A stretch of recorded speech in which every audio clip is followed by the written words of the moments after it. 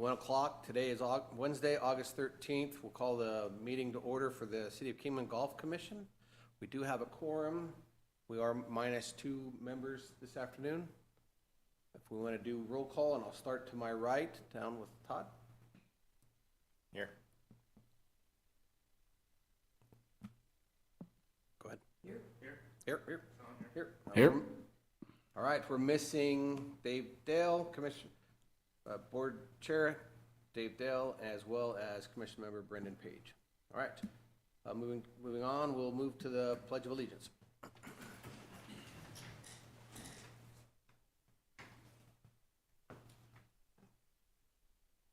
Pledge allegiance to the flag of the United States of America and to the republic for which it stands, one nation, under God, indivisible, with liberty and justice for all.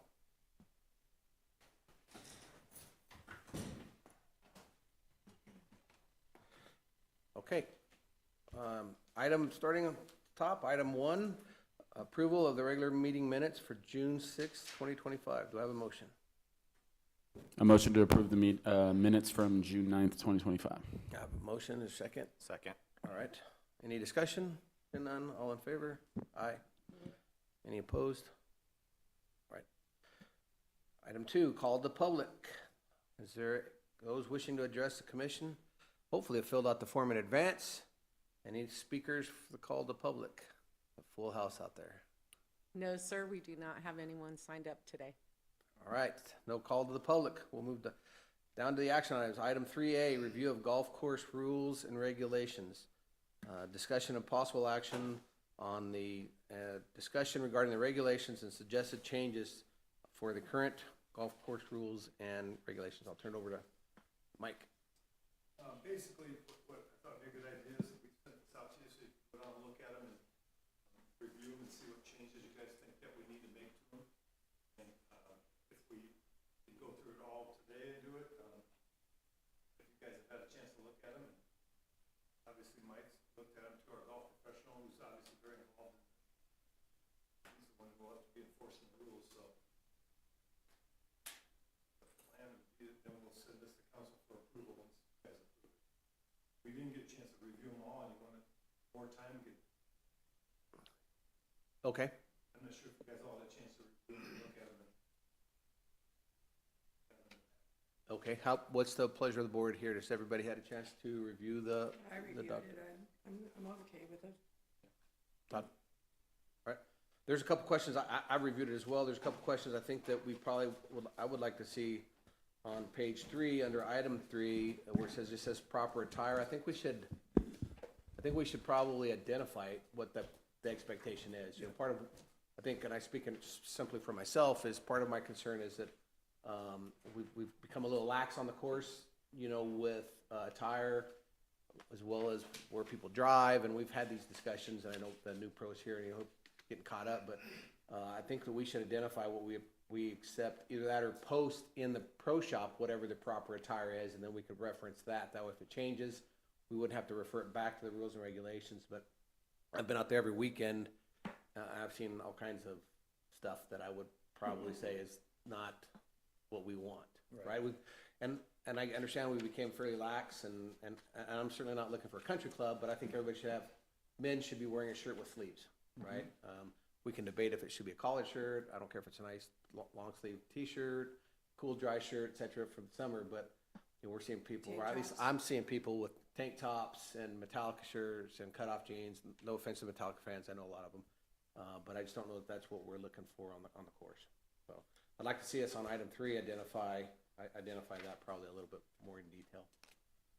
Any other That sounds good to me. discussion on that item? Okay. But you're not saying a collared shirt necessarily. No, Basically not tank tops. Yeah, I think what we should do is probably identify that, post something in the pro shop, Okay. and then say that she'll adhere to whatever it is. Maybe that changes for us, maybe potentially seasonally, but. Yeah. Okay. Any other questions comments for our commission members? Are we good with moving that forward? Just on the tire? Yeah, on the tire. Okay.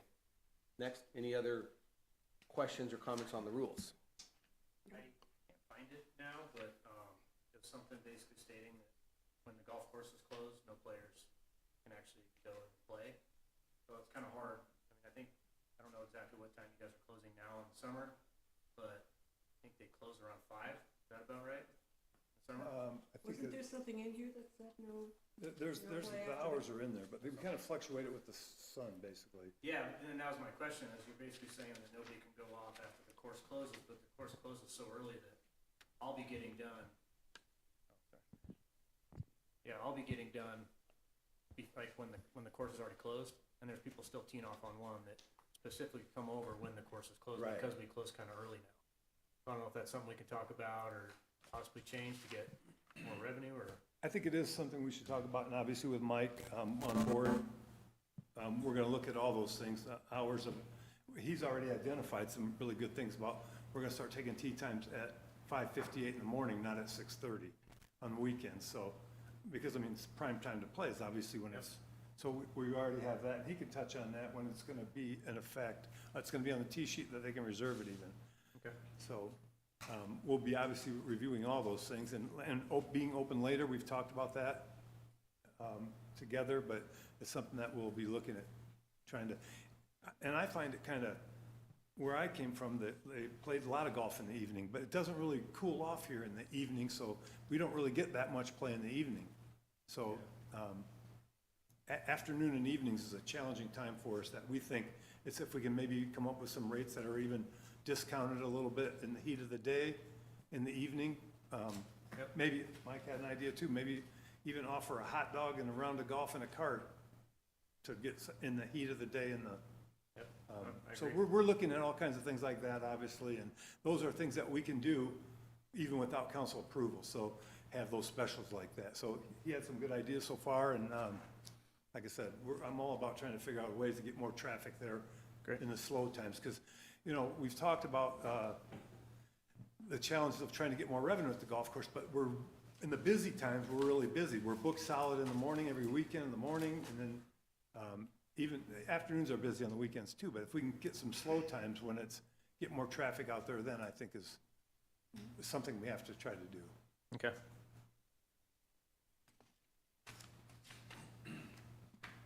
Yeah, the twilight rates are always fun. Like, you're just trying to get as many holes as you can, but you're paying like $18 for a round. Right. Okay. Other discussion points, concerns? Yeah, I'm gonna bring up a couple things.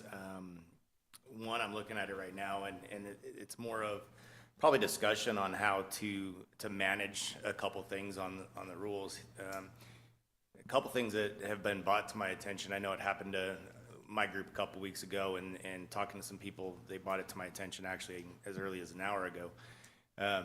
With tee times, and I know you brought up the 5:58 tee time and stuff, but I know twice this week, specifically, they've been having tee times at like 6:30, first tee time out, wanting to get out. And they get there, and there's 3 or 4 groups already on the tee box that don't even have tee times, and, you know, and they're next, 4 or 5 groups back. You're talking about AM? In the morning, yeah. So they, purposely set up first tee time, and then they're 5 or 6 groups back, and now all of a sudden, instead of a 3-hour round, they're 5-hour round or whatever it is. So just kind of like in here, it says that, the starter's gonna, call people a tee box and just kind of managing that a little bit better, to help do that. I know it's kind of irritating, even when you have a 9 o'clock tee time, you show up and there's people that are 10 o'clock in front of you, when's your tee time? Oh, 10 o'clock, and they're up there teeing off. On that. And then the other thing that kind of relates to the rules, and I read it in here, and I can't find it like Sean's deal. A lot of twosomes on the weekends. Is there any way that we can make it to where they're, kind of monitor that a little bit, to where in our prime times, in the tee times, where they have to be foursomes, whether, you guys pair them up at the clubhouse, whatever it is, or somehow do tee times. If you have a twosome, you have to be paired up if there's another twosome around in that time frame. Because 6 or 7 twosomes in the first 2 hours of golf business, it one takes away tee times if somebody's looking for a foursome to get out, which obviously hurts with revenue and stuff, but it's also kind of a little bit irritating because of the pace of play with that. Especially in the morning. In the morning, and especially prime time. I mean, if they want to go out when it's not, you know, at 11 or 12, by all means, go play as many twos you want. But when you're getting twosome at 6:45, a twosome at 7, a twosome at 7:10, and it's kind of irritating when you're just waiting on twosomes all the time when they can join them up.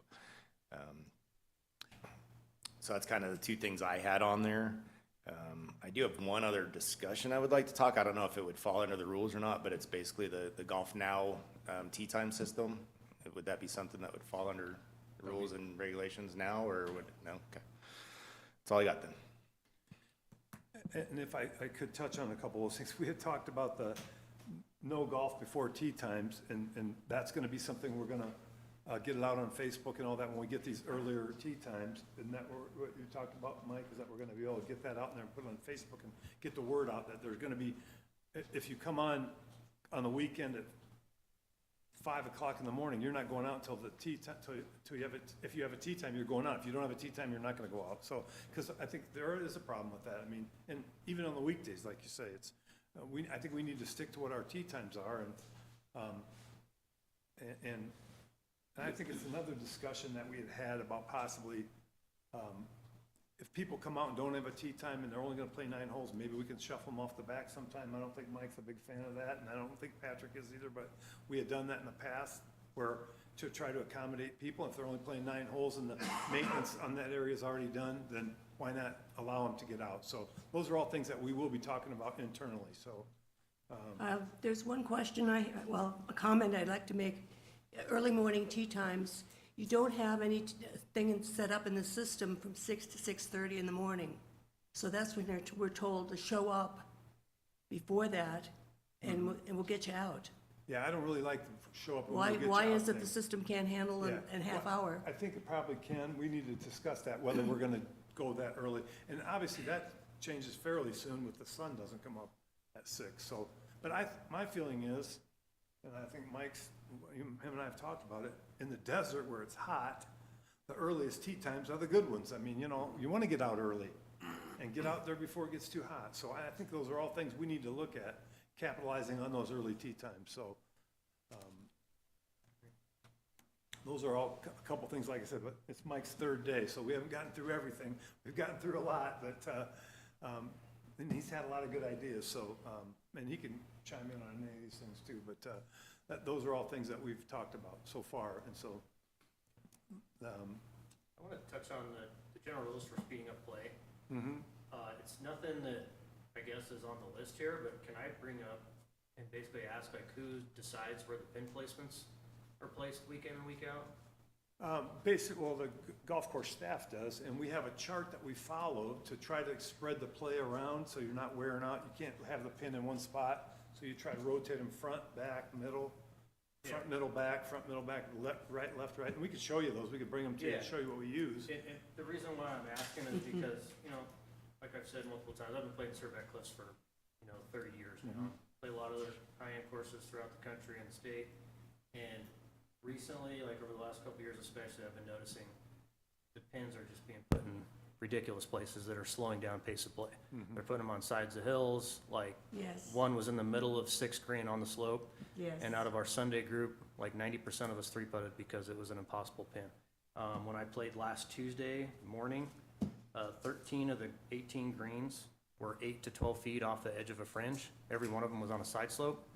So it's just getting out of hand, I think, and it's something I think we need to look at if we want to pick up the pace of play, because we're not, I mean, on a Tuesday morning or on a week, or even if it's a tournament, like we're out there, especially most other golfers, like I appreciate a difficult pin every once in a while, but not on like 80% of the holes. Right. And your average golfer, it's gonna take them a lot more time to hit the green because they might be going for it and they might miss it. Chip, putting is gonna be harder. So I really think that that'll speed up the pace of play and improve everybody's golf experience if we start working on that a little bit, because like I said, it's only been a concern like the last year or two. I've started noticing that it's kind of getting out of hand where they're putting them. So just want to bring we'll that up. look at it, and also the slope, if it's on too steep of a slope, they have a tool that they use to set on there and tells you what the slope is.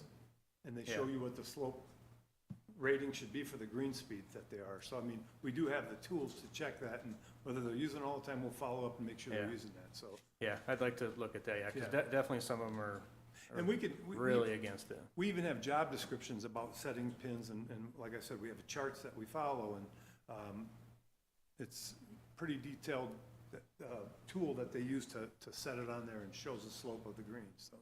Yeah. Like, But lately, it's just, it's sporadic, Yeah. everything. So I don't know if you have new people doing it, or what can be done to Yeah. help improve. perfect. Okay, any other questions or comments on the rules? Any additional discussion? That was it for the rules. Is there a desire to approve them with said changes, to see them again? What's everybody's? Yeah, I think it'd probably be a good idea, we make the changes and bring them back to you for approval, do you think? I Okay. mean, I think might be the best, and That'd be fine with us. Is that, I believe so. try to get these edits in there and change it, and Okay. All right, Real quick, yes. one of the things that's not in here. Excuse me. One of the things that's not in here. On page 4, number 16, it says, "No minor children under the age of 12 can play golf unless they are accompanied by an adult and/or have completed a junior golf program." You have nowhere in here when it says, what right now, anybody can be on the golf course, including a 6-month-old in a stroller. That needs to be addressed. Okay. Okay, so whatever that answer is, but right now, there's no policy on the age limit to be on the golf course as a spectator. So there will be brand-new parents bringing their kids out as a 6-month-old, strapped to mom or dad's chest while mom or dad plays golf. I've seen it, been around it. I just came from a Navy golf course where our limit was you must be minimum 8 years of age to be on the golf course, period. And if mom or dad brought a 6-year-old, they were not coming on the golf course.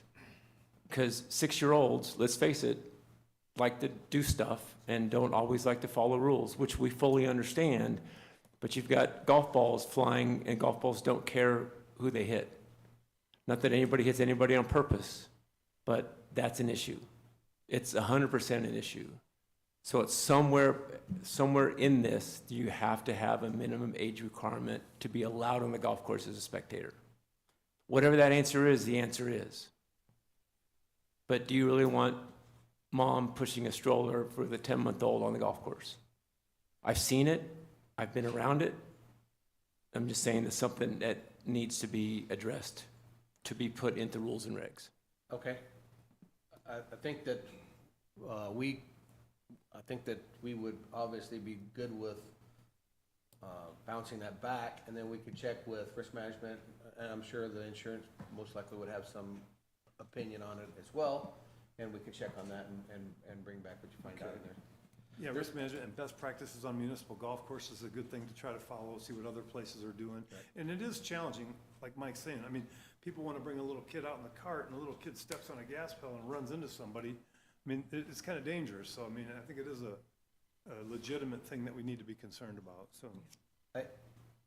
There's a couple other, and I wasn't gonna go too deep in this, I figured we could save it, but even like items 11, 13, and 15, those are all things that we see for the most part, that I think if we had a ranger, and I know I keep beating that drum, but the ages and the stuff that we're just talking about, maybe that flows better under, the local rules posted in the clubhouse, that the ranger or the staff would then be tasked with enforcing those items, but yeah, so you'll make those, you'll get the information, make the proposed changes, and then send this Yeah, draft I think what document I'll back do is out. I'll bring it back to you with the changes made in red, so we can look down through it, and you'll see the ones where we made the changes, and Okay.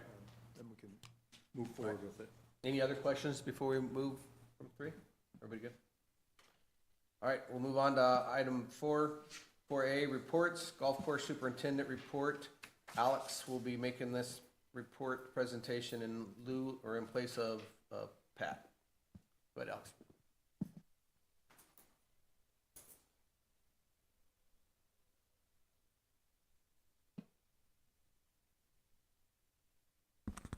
Good afternoon. We're going to go over the Golf Commission report. It's going to go over the last 2 months for June and July. So the month of June brings us some record high temperatures, a lot of humidity, and as of now, no thunderstorms. High overnight temperatures along with high winds lead to stress pockets forming across the course. These areas we find more susceptible to fungus issues. We utilize our slit cedar in these places in the fairways to use approaches to help that area germinate with new seed. This year, players from several different states came to Surbat Cliffs for the Desert Construction Shuffler Tournament to test their skills in a 3-day event. As we approach July, the course will be completing cultural items that are practiced each summer season. Greens were spiked and rolled to help continue to close and heal the aerification holes. Along with spiking and rolling the course greens, they were spiked by hand, seeded, and green sanded to help continue to promote healthy regrowth. Greens were verticut and then double mowed to help open up the thatch layer to continue to promote healthy root growth. Slit seeding is being performed across the course in any bad spots to help regrowth, also where we're having these fungus issues. A new credit card reading door for the range ball machine was installed on 6/5, June 5th, 2025. The first and second row of the tree nursery have been completed with plantings being placed in the third row. Number 7 and number 2 family tees continue to be watered in for healthy regrowth and mowed by hand to prevent from damaging the newly established turf. 2-week interval fungicide applications have been applied to the course fairways, tees, and greens with high overnight temperatures and higher humidity. And at the bottom of page 1, we have 2 pictures right there of our slit cedar in action on hole 11. In these newly seeded areas, we are placing stakes and rope to help prevent cart traffic running over the newly planted seed. The month of July brings hope of some thunderstorm activity and some much needed rain. This month did not see any thunderstorm activity, but humidity levels have been low. Along with hopes of rain comes a season where irrigation practices are at their highest. With low temperatures throughout the night fluctuating over 70 degrees, irrigation is frequently audited to prevent further fungus issues. As we approach July, the course will be completing cultural items that are practiced each summer season. The course greens have been sprayed with a liquid herbicide app in 2-week intervals to continue to combat the brass button weed. In between herbicide applications, a preventative fungicide app is being applied to the course greens to help prevent any fungus issues. Course tees have been sprayed with an application of fungicide to help combat the recent onset of fungus across the course. In 2 pictures right there, 2 mainline repairs, multiple irrigation issues have been addressed this month, including 20 feet of mainline replaced on hole 9, 10 feet of new mainline was replaced under number 1 T cart path due to tree roots and has since been poured and it is now open to cart traffic. Additional irrigation highlights for these 2 months, multiple lateral line leaks have been repaired. A new section of mainline was installed next to number 1 T complex underneath the cart path. 4 feet of new 4-inch mainline was installed on 9 fairway. 10 feet of new 4-inch mainline was installed on 3 fairway. A failed 2-inch electric valve was replaced after found stuck on number 13 fairway. 15 feet of 4-inch mainline was installed on number 9 fairway after found leaking by. About 3 or 4 850 Toro valve and head sprinklers have all stuck on and have since been replaced. A new 2-inch gate valve that feeds number 6 pond was replaced after failing to close, and as well as multiple leaks surrounding the golf course have been addressed by the City of Kingman's Water Department. I do have a couple more items in regards to our new fleet carts. We're currently working on bids around the course for cart paths to be grinded down in preparation for these carts to help prevent any further damage that would cause these carts. Items that we've currently worked on or are working on in reference to the golf course consultant. Continued herbicide apps and fungicide apps in 2-week intervals on greens. Slit seeding in fairways roped and staked off. Tees sanded 3 days a week. Markers moved to fresh turf to allow germination. And bunker surrounds have been cut out as needed and new sod placed or seed placed and roped off to help promote that healthy growth.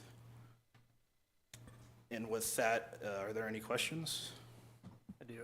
The concrete grinding, I actually saw the guy out there when he was doing all the measurements, so I asked him what he was doing. He said he was getting a measurement for all the concrete grinding on the cart pass. He actually brought it up without even me even saying anything. He said, I thought it was weird because they asked me to measure everything for a 1/4 inch variance. And even he said, like, that is way too exhausting. He's like, I would have imagined doing like 1 inch for these tires and everything like that, so that's something maybe to look at. Because even the guy measuring was kind of taken back by, I mean, 1/4 inch is, yeah, have everything ground back, it's gonna cost us a fortune, so. There was a little bit of miscommunication there. Later that day, I did get with him, and Okay. I kind of told him, an inch, we have any that are 1 inch to 3 inches, so we're wanting to focus on those big kind of Perfect. corners. Okay. What's anything new on the top dressing machine? If that, we have received that yet, or? No, we have not received it as of Haven't now. received that? Okay. When do you water the course? Mhm. What time, the day? I believe we start 7 PM. It should, right about I 7 ask PM. because there seems to be so much water in the morning that Yeah. is not dissipating. So as of late, we have had multiple satellite issues and these sprinklers and valves sticking on. So that's something that we're continuously trying to rectify, and as well as our daily audit for irrigation. We go around the course. If there's an area that needs more water, we're gonna tend to that a little more, but if there's an area that's wet, we go down at the end of the day and we do turn that down, so we're not continuously adding to make that even more wet. Now, isn't the constant water that's on the course, isn't that just because the aeration kind of hasn't really been done properly the last few years with the aeration in the top dressing? Is that why it's kind of sitting on the top still in the morning? Definitely the thatch layer can hold it there without the holes being punched. We do that in the fall as well. Yep. So that's something we're looking forward to, help open up the thatch layer and get that water into the roots. Yeah, absolutely. Start doing the top dressing a little bit more properly, hopefully. Yes. Perfect.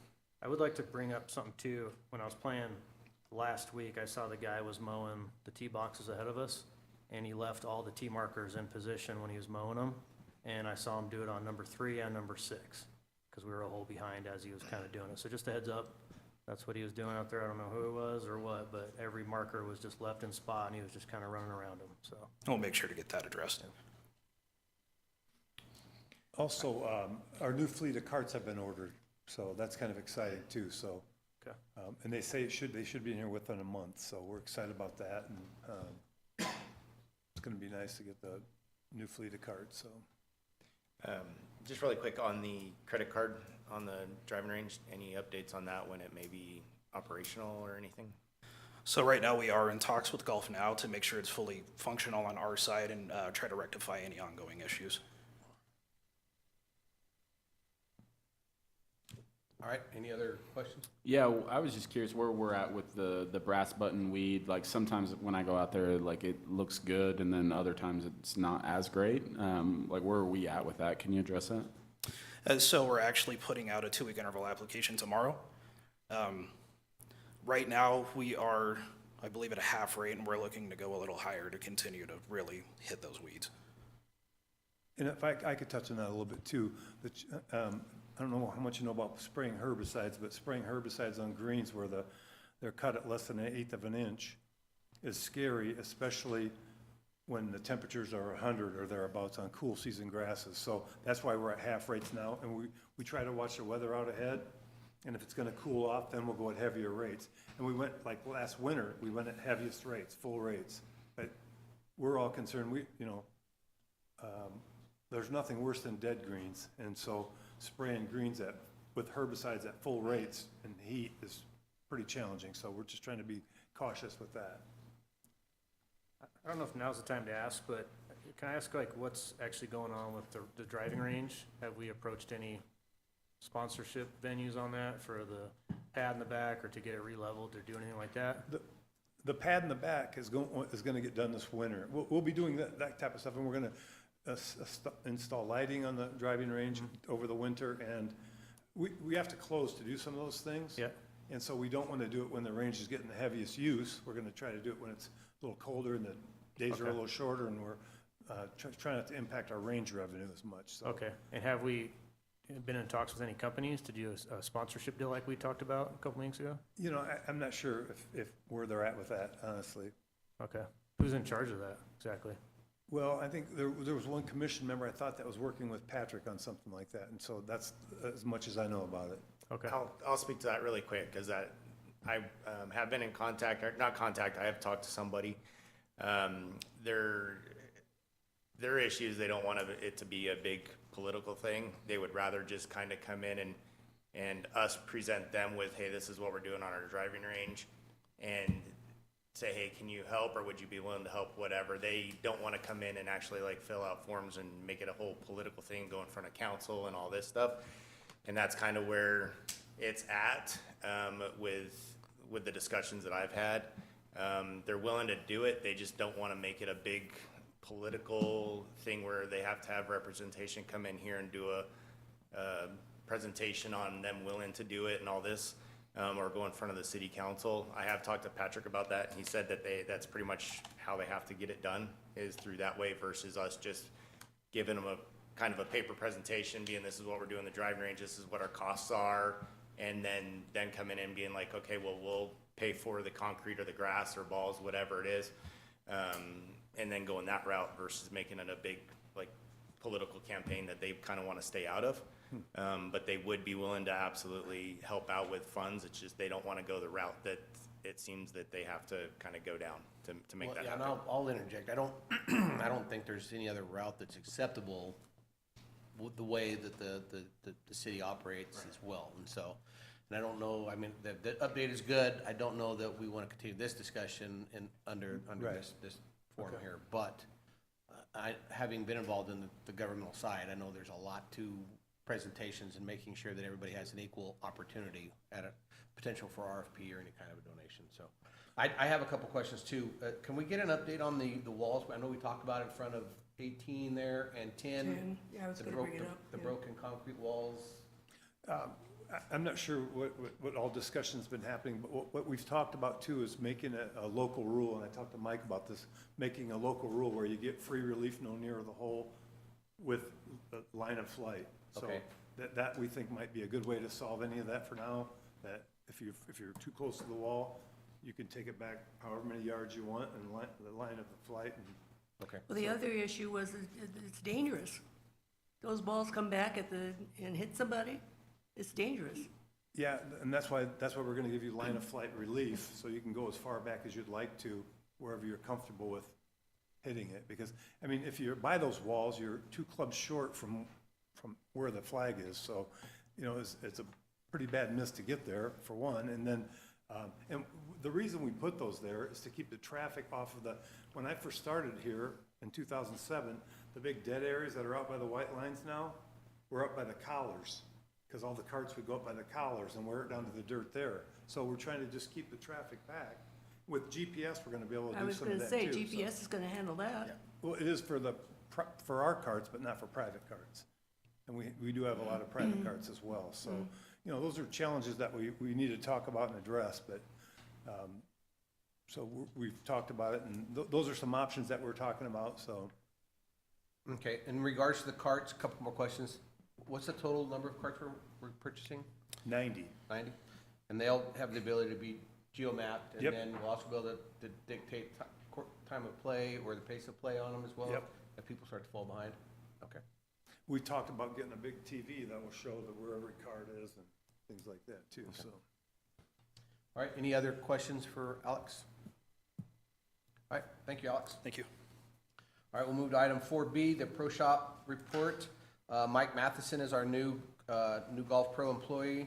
He's been here for 3 days, and so we welcome him to the podium where he can present his 3 days and/or the last 2 months.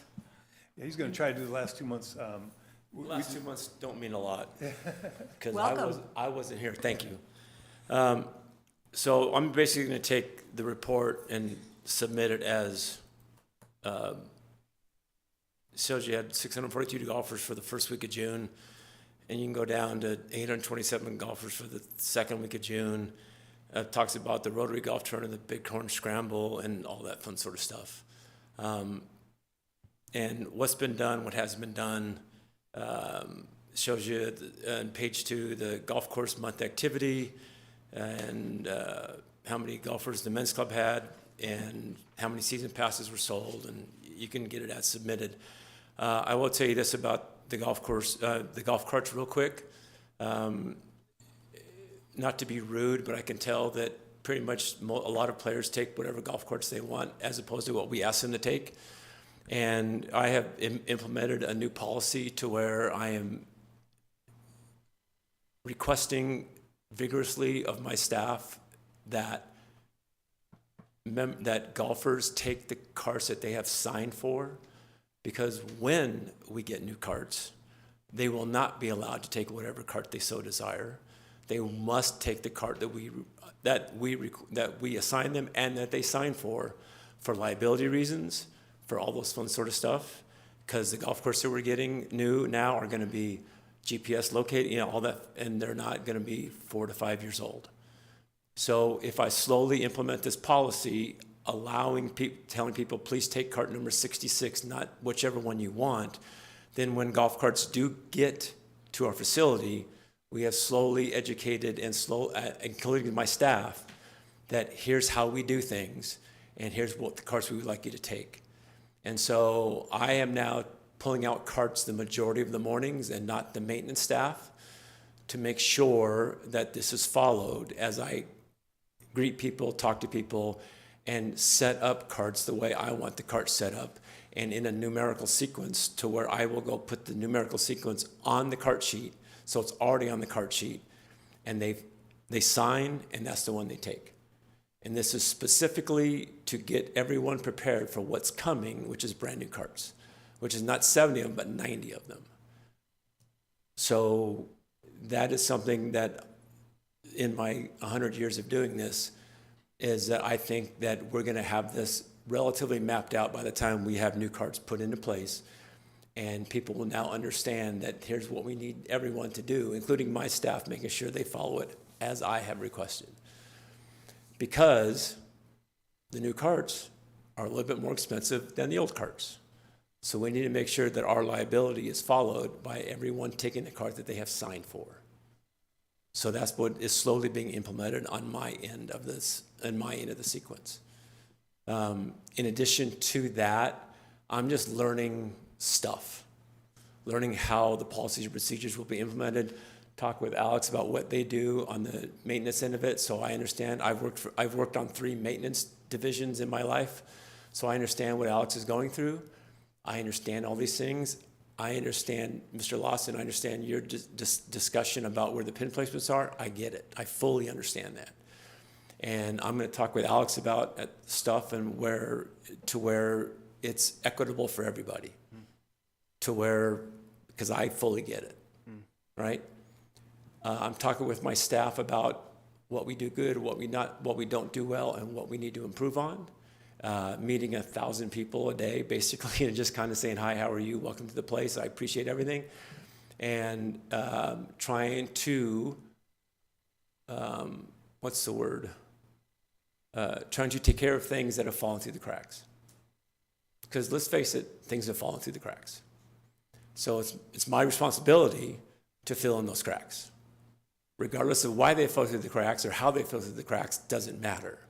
It's my responsibility now to take care of those cracks and take care of things that haven't been done for the past X amount of months. So that's what I'm trying to do slowly on a day-to-day basis, trying to just see where those cracks are, and I've already seen a handful of them, and trying to take care of those cracks. So that's kind of what I do daily right now, along with trying to implement with my staff how I want things taken care of, slowly but surely. And this is my 3rd muni. I've worked with Palo Alto Muni, Modesto Muni, and now City of Kingman Muni. So I am akin to a lot of things. I've been at a private club, I've been at a resort golf course, I've been at a privately owned public golf course. I've been at pretty much almost every step of the way. And I just left a Navy base, which everything was done by policies and procedures, every single thing. And we had 6 a.m. tee times, and nobody was allowed to tee off before 6 a.m., period. Tee time started at 6, that's what time we tee off. And that was in their policies and procedures. I've already added tee times effective Sunday, August 24th, and for the rest of the year, 5:58, 6:06, 6:14, and 6:22, every Saturday and Sunday morning, inclusive of Monday, September 1st on Labor Day. And I've talked to Alex about the fact that they have work to do, and we can't start people at 5:30 in the morning on a Saturday, Sunday. They just walk in because they have work to do. And if we allow people to do that, they will run into the maintenance crews, and then they will start complaining about how they ran into the maintenance crews, period. So we're going to start at 5:58, effective Sunday, August 24th, because the T sheet for Sunday, August 17th is already taken care of. So, and I understand what happened. I understand how it's been. And it's my responsibility to re-educate everybody, including my staff, on how it's going to be going forward. I've already talked to Golf Now. They've added the 3 tee times. They've missed 1 tee time, so I'm going to contact them again today. So 6:06, 6:14, and 6:22 are already on the tee sheet available for Sunday, August 24th. I just have to have them add 5:58. And that way we're allowing 4 extra tee times Sunday morning, which is 16 extra golfers. And it's just time to re-educate everyone. Please make a tee time. The days of walking in and starting at dark 30 just can't happen anymore because of a lot of different reasons. Yes, ma'am. Not the weekdays, just the weekend? Right now, because we've already booked tee times, and I talked to Mike about this, and I'm going to do that, but the biggest issue from what I've seen in 2.5 days is Saturday and Sunday mornings. Okay. The biggest issue. I have not really, in the 2.5 days I've been here, I've talked to a handful of people. We don't really have those issues Monday through Friday. We do have them definitively on Saturday and Sunday. Okay. So I understand what you're saying, and I will be monitoring that as we go forward. And if I need to add those tee times, I will be more than happy to do so. Okay. I'm just trying to take care of the fire that's in front of me, and the fire that's in front of me is Saturday and Sunday, and will also be Labor Day, Monday, September 1st. Right. So I want to take care of the obvious quickly. And that's already been taken care of, except for what I just told you. Can I ask, we have a recurring problem with carts going too close to the green. And I read in the rules, 30 feet, regardless of whether you're handicapped or not handicapped. A cart can't be more than 30 feet into the green. And it's still happening, and how can you monitor it? Well, you can't with the way the current cart system is, because you can't. The only time you can is when we get the new cart system and we can see where the carts A lot are. of private carts do it, though. I fully understand that, but you also have to understand that this has been going on not for the past 5 days, but for the past 5 and 6 years, period, or more, right? So it's my responsibility to curb that, right? Well, easier said than done. How many marshals you think you're gonna be able to I don't, recruit? well, recruiting is one thing, training is another, and implementation is another. Okay, we also have to make sure that it gets taken care of, and actually the people we say, please do not park where you're parked, don't become all rude because we told them you can't do what you do. I've been at private clubs where members pretty much drove wherever they so desired, and I had to talk to them too. Yeah. Ropes don't do a thing. For the most part, cart signs do a pretty good job, but some people just decide they can't read all of a sudden, and they want to do what they want to do. That's just fact. But it doesn't matter the golf course you go to.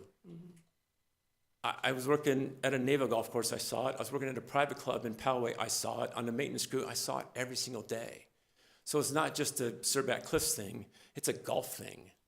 So it's just trying to re-educate everyone, please do not do that. And it just takes time and effort, consistent time and effort.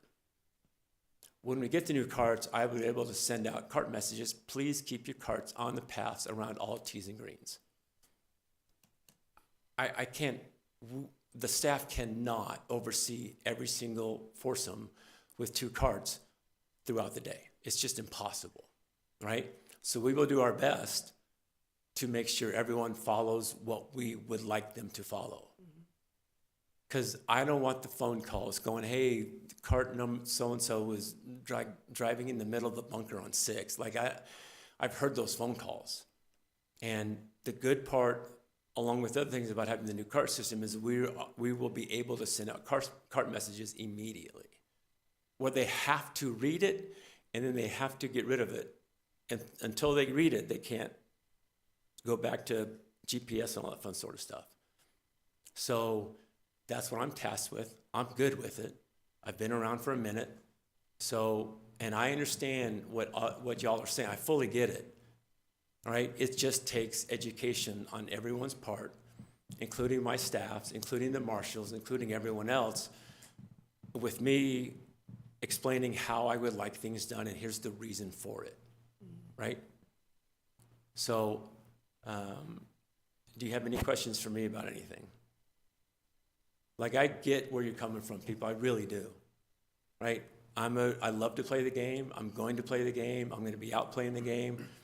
I will see the golf course in different eyes. I've played the golf course 2.5 times already. Played it the day before I was interviewed, and I played it a week ago Friday for 9, and a week ago Saturday for 18. So, like, I see things also. Right? I know what you're coming from. I've seen tough pins. Unfortunately, I'm one of those that love tough pins. I am that type of dude. I don't want 18 of them. I understand that too. I fully understand that. I get where you're coming from. Don't even want 13 of them. Like, okay, so I understand that I get all of the above stuff. And I'm here to listen, I'm here to help, I'm here to educate, I'm here to be educated. I'm here to do all those things to make this the best golf course that we can make on a daily basis. But that includes cooperation, right? That just includes cooperation from everybody, not just this commission, not just my staff, everybody. Men's club, women's club, Elks, like everybody, that we need everybody's cooperation. And if we get that, we can't get 100%, that's almost literally impossible, but we can get a large portion of it. I firmly believe that. And so that's what I'm gonna try to do on a daily basis with whatever that is. And I'm willing to listen to ideas. It's not, I have some good ones, but I'll be willing to listen to anything. Oh, by the way, before I forget, the golf course will be re-rated on September 15th, okay? In addition to that, I'm going to ask for input from pretty much everybody on our handicap holes, right? They're not good. They need to be changed, but I want input. So we're gonna put out a survey where everyone's gonna have to literally put on their thinking caps and try to figure out what even holes, what odd holes, because they can go front or back, it doesn't matter. And how I want men's club, I want commission, I want everyone's input. Because once it gets re-rated, we eventually got to build a new scorecard. When we build a new scorecard, we're going to build a new scorecard with new handicap holes. I want input. I also want all men's tees to be one handicap, not 3 sets of tees and 3 sets of handicaps. It can be done. It's not easy, but it can be done. If it can't be done because there's too big of a discussion about it, that's fine. That's what I would like to do. But some of the handicaps on the current scorecard don't make sense to me. And I've been playing this game since I was 5. So they just don't make sense. As someone who gives strokes all the time, I don't get a lot of strokes. I tend to give them. So you know what I'm saying? So I want input, and I'm going to request input. I'm going to ask for input. And it's not going to be 1 week's worth of input. It's going to be a couple of months worth of input. You know what I mean? So I want people to help me to get that taken care of. But it will be re-rated on September 15th. So if anybody has any questions about that, that's what's going on. I apologize for taking up too much time. Anything else? That's fine. I'll comment on, you said you wanted all men's tees rated once. I think Yeah. that's gonna be pretty impossible, personally, knowing how big of a gap the blacks and the silvers are on a handful of Understood, holes. but there's no reason not to look at it. Yeah, I mean, we could get them close, but I think some of the holes are just so much easier playing the silvers than it is playing the tips. I don't disagree with you. Yeah, But if we don't look at it, we Yeah. don't know, right? Yeah. Because I'll give you a quick for instance. Then the first hole is rated number 7, and then you go back 7 yards, and for the blacks is rated 15 Yeah. by going back 7 yards. Yeah. That's the disparity that doesn't make sense. Yeah, I'm with you. It doesn't You- make you sense. know what I It mean? needs to be adjusted, yeah. Right, it for needs to be sure. adjusted, but let's see if that can be done. If it can't, I'm okay with it. Yeah, I think a lot of them it can be, but there's certain ones that I think there's a big. And I gap, understand so, that, yeah. and we can make that adjustment on the scorecard, but there's no reason not to look at it first and see if it's at all possible. Okay. And then if it's not, that's okay. I'm a big boy, I can handle it, and we'll figure it out. But that's why I want people's input. Love it. You know what I mean? Yeah, anything else? No, I just would welcome you and take, I think most of us on the commission are obviously here to support. We want good things to see happen. You know, the new carts will help a lot of the ills, if you will, that we see out there, people driving through the tee boxes Yeah. and across the greens. And so I think that's a good opportunity for us to try to implement some of those And policies. I have those ideas on processes. how to help that, but honestly, it's all based on staffing levels on what I can and cannot do. And I will do my best I want to be outside. I hate sitting in my office. I don't like it. That's part of the deal, because right now I have to do it. I want to be out and about, I want to be out and amongst, and I want to be out on the golf course. I want to say hi, I want to be on the first tee, I want to do those things, right? But it's also staff leveling and what I need to do to help us be better in every aspect of the golf course, right? I want everyone to come out and have a great time. That's my goal, right? Regardless if you play well or not, I still want you to come out and enjoy the golf course and enjoy everything about it. That's my number one goal. So if you shoot 72, 82, 92, or 102, you had a good day. That's my ultimate goal, with the golf course helping everyone do that. You know what I mean? That's exactly what I want to do on a daily basis. Got it? Thanks, guys. Yep, Appreciate it. Thank you. Thank you. Yep. Mr. Mearsman, just a quick question, on the new carts, are they gonna have windshields or not? Yes. Okay.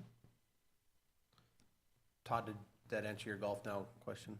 No, it was more, I can address it after the meeting, or I can bring it up now, but it's just more of a, I think, a communication with Golf Now in the pro shop. I know that sometimes it happened during the shop floor on a Friday and stuff where people have booked tee times on Golf Now and then come in to go play, and they'll have the email confirmation, but it's not booked at the golf course.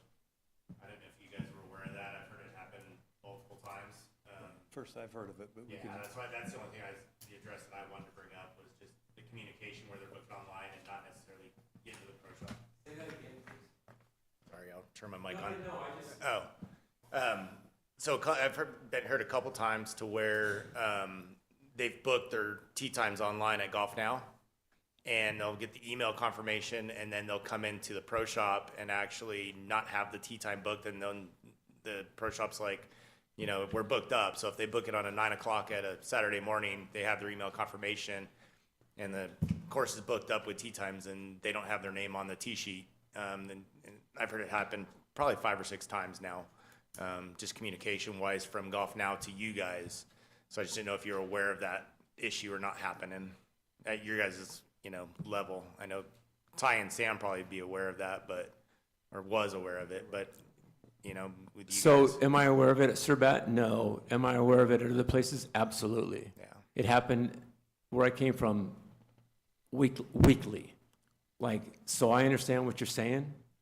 And part of it is our responsibility as a golf shop staff, me, to make sure for major tournaments that everything is booked correctly on the tee sheet. That's first and foremost.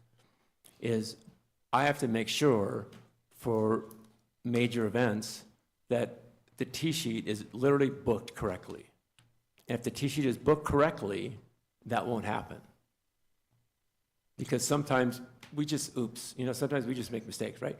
So I understand exactly where you're coming from. I have not heard it, but I've already talked to Golf Now 3 times since I've been here about other things, and they've been really good with me about getting back to help me do what I need to do. So I have zero problem contacting Golf Now and say, hey, we think this has been going on, or we know it's been going on. In the long run, how can we rectify this? Is there any way to rectify this, right? Because I also know that some people think they hit the confirmation and don't. I know that too, because I've seen that happen. I also have seen people book the wrong day. I've seen people get on Golf Now at 5 p.m. and they think they're booking the next day when they're booking the same day. Like, I've seen it kind of it all. So I have no problem contacting Golf Now and making sure that we are relatively buttoned up on our end as best we can. Because it's not fun when that happens. Okay. Anything else? All right, we'll move along to item 5, announcements by commission members. Any announcements from any of my fellow commission members? Brendan, you got announcements?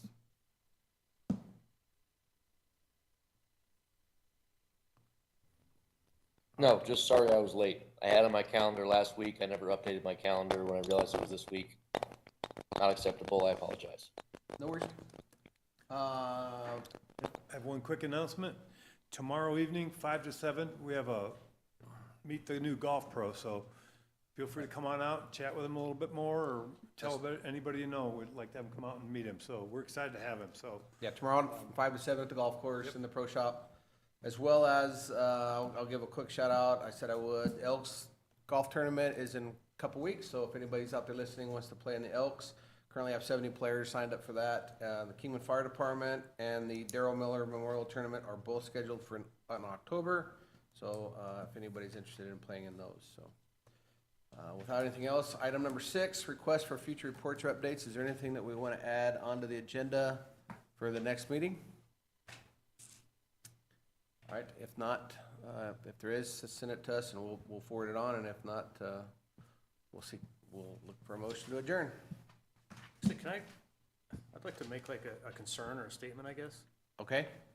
So basically, since the commission has been formed, there's been a handful of pretty big ticket items that have happened or have changed at the course without any kind of talk with us or anything like that. And I'll list them, filling the ditching on 16, multiple new cart paths, 2 new tee boxes, trees cut down, rate changes, new pros hired, new carts ordered.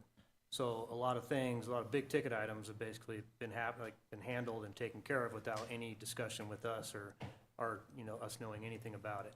So my concern is basically, what are we doing here if we're not involved in some of these big items? Now, I get it, we're not gonna be involved in every single little decision that has to do with the city of Kingman or the Surbat Cliffs and stuff like that, but some of these big ticket items, I was pretty offended when I heard that, the rates got changed and not discussed with us, because I completely disagree with how much the rates went up and how much the non-locals are paying compared to what the locals are still paying.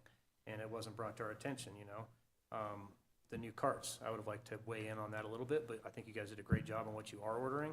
But that's kind of been my biggest concern these last 2 meetings, is a lot of stuff is getting done and a lot of decisions are being made without being, talking to us and getting our input and the rest of the town's input, because we basically talk through with the town's input.